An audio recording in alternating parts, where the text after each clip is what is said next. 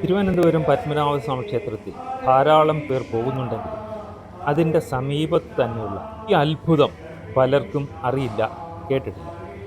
അഭേദാശ്രമം കഴിഞ്ഞ 70 വർഷമായി ജ്വലിച്ചുകൊണ്ടിരിക്കുന്ന കിടാവിളക്ക്.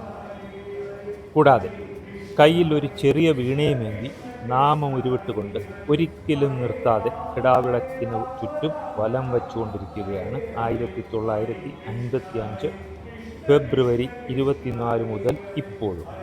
സമയാസമയങ്ങളിൽ അടുത്ത വ്യക്തി വന്ന് വീണ ഏറ്റുവാങ്ങി നാമജപം നിർത്താതെ തുടരുന്നു 24 മണിക്കൂർ. കയ്യിലേന്തിയിരിക്കുന്ന വീണ ഒരിക്കലും താഴെ വച്ചിട്ടില്ല എന്നാണ് പറയുന്നത്. പത്മനാഭസ്വാമി ക്ഷേത്രത്തിൻ്റെ കിഴക്കേ നടയിലേക്ക് പോകുമ്പോൾ വലത്തോട്ട് പോകുന്ന റോഡിലേക്ക് തിരിഞ്ഞാൽ ഉടൻ തന്നെ വലതുഭാഗത്ത് കാണാം ശ്രീ ബാലകൃഷ്ണസ്വാമി ടെമ്പിൾ എന്ന ചെറിയ ക്ഷേത്രവും അതിനോട് ചേർന്ന ആശ്രമവും, അഭേദാശ്രമം. തിരുവനന്തപുരത്ത് പോകുന്നുണ്ടെങ്കിൽ തീർച്ചയായിട്ടും പോകണം, കാണണം.